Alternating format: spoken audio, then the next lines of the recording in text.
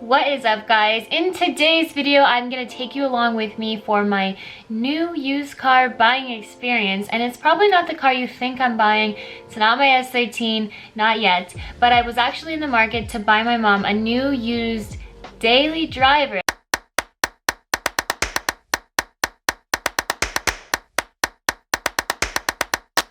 That's right, a new daily driver, and my mom gave me two requirements. One, that it was gas efficient, and two, that it was reliable. With those two things in mind, I set out to find my mom a great new used car. However, I was a little hesitant to buy something for her, and although I trust myself with buying her a new used car more than I trust her buying herself a new used car, I was a little hesitant because before my Audi A3, I purchased a Mazda Speed 3, which you guys didn't really hear too much about because that car gave me nothing but issues. I loved it, it was a fun car, but I bought a total lemon, and that is because I didn't do my research. I didn't have the proper tools or knowledge of how to purchase a used car and what to check, what to look for, the questions to ask. I ended up buying a car that just gave me nothing but problems, and for that reason I am a little hesitant when buying her a new car. But I am gonna do things a little bit differently this time. How, you may ask? My friend was telling me about this amazing website called carvertical.com. I'm super excited to try it out. He said it's super simple. All you need is the VIN number of the car you're planning on buying.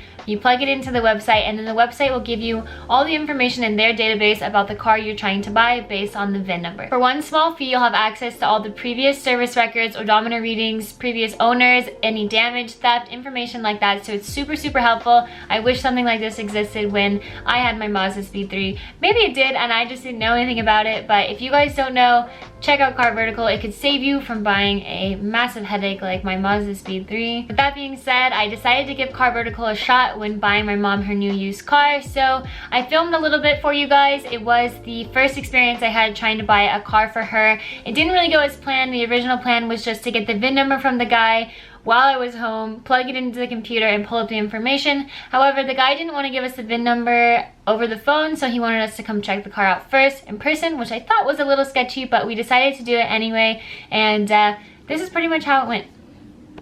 I ended up looking for a new used car for my mom for hours and hours on end. I used websites like Craigslist and OfferUp like I've done previously and had success with.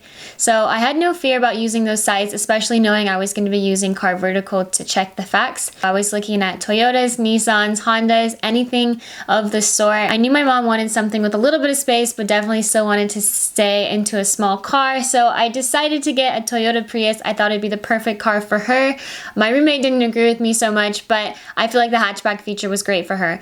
For the price point of $6,000 and 140,000 miles, you really couldn't go wrong. It was the perfect car for her, and it looked super clean. It's relatively affordable, relatively low miles, Japanese. Toyota's good, right? I was scrolling through the listing to look at the information that was given. I really couldn't tell if the information, of course, was true or not. So with that being said, I knew I would have to rely on Car Vertical to really give me the facts. My roommate asked if the VIN number was present, and I couldn't find the VIN number listed, so I decided to text the owner of the car to see if it was available still and to check if I could have the VIN number so I could just plug it straight into Car Vertical. I'm gonna text the guy right now, asking him and telling him I'm interested in the car. So I'm gonna say, hey, I saw your ad online for a 2008 Toyota Prius. I'm very interested. Is it available? Hey, yes it is. Do you want to come see it? Awesome. I do, but is it possible for me to get the VIN number? I'm gonna ask for the VIN so I can just plug it right into Car Vertical. That way, if there is something wrong with the car, we can just look at it before we go all the way over here to look at the car in person. The car is in great shape. Come see it and I'll give it to you in person. That seems weird, no? Like, why wouldn't he just give us the VIN before we go? What would you do? Let's go check it out. Okay, I mean, I really want it, so... For some reason, the guy didn't want to give us the VIN number over the phone. He wanted us to come check out the car in person, and even though I thought that was a little sketchy, I knew we would have to look over the car in person either way, so we decided to do that. So here's what happened. Once we set a time to meet up that was convenient for both of us, I got to see the car in person. I introduced myself, and he immediately started showing me around the car. I asked him basic questions like how often he did maintenance, if the car had ever been in an accident, and I even asked to see the odometer reading to make sure it would match up with the info on Car Vertical. Oh, there we go. Oh, cool. He showed me every aspect of the car, and even though everything seemed to be fine from my visual inspection, I couldn't be too sure. Yeah, of course, I get it. I was checking for frame damage or any sign of a previous accident. Check like the back, like the trunk? Yeah, of course. What I can tell, everything looks good. It's aligning right. Yeah, it's straight.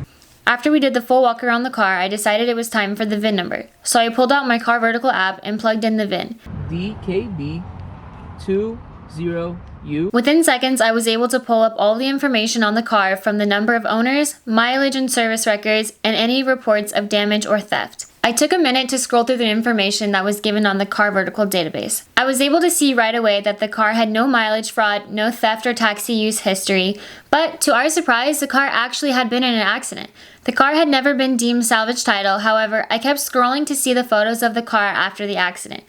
I was able to see multiple photos of the damage to the vehicle, and I quickly showed the owner. He was genuinely surprised by the information on Car Vertical and understood exactly why I decided not to purchase the car. He was very intrigued by the app and all the info it had to offer. I was very impressed with the app myself and couldn't believe it saved me from buying potentially another lemon. Although the guy seemed very nice and the car was in decent condition, the VIN number traced back to the history of the car with Car Vertical, and I ultimately walked away from this specific car. The website also tells you the model-specific cons and recalls, which on this car were corrosion and water pump failure.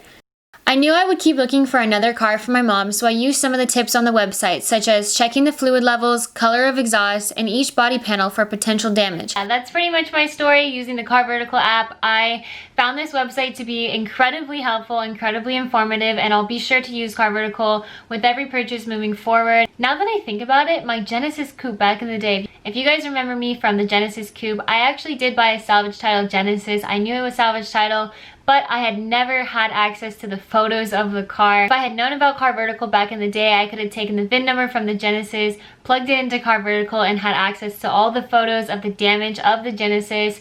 I never really had any issues with that car, but the pictures from the accident were so bad that I probably should have seen them before I bought the car.